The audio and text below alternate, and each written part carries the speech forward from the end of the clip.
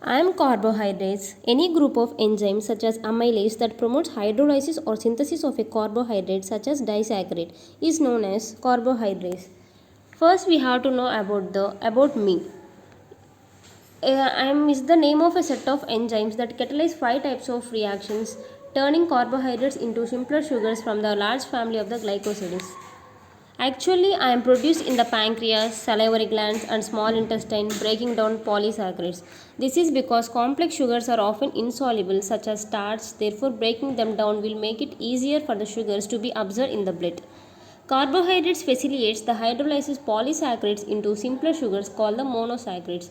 I will maintain the optimum temperature between the 5.42 and 6.4. I am basically an intracellular enzyme.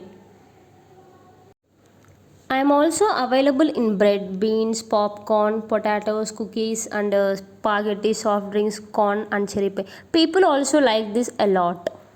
In my classification, there are presence of the glucose, amylase, pectin, protease. From these, beta glucoses, alpha glucosidase, galactose, alpha galactose, like that, sucrase, malactases, emulsin, like that.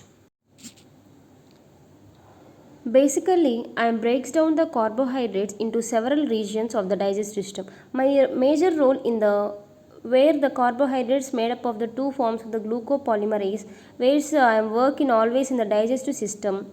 Most of the carbohydrates we eat in the start, so that will be main substrate in the early part of digestion for the enzyme action. Digestion of the carbohydrates enzyme breaks down very large starch molecules to small glucose molecules.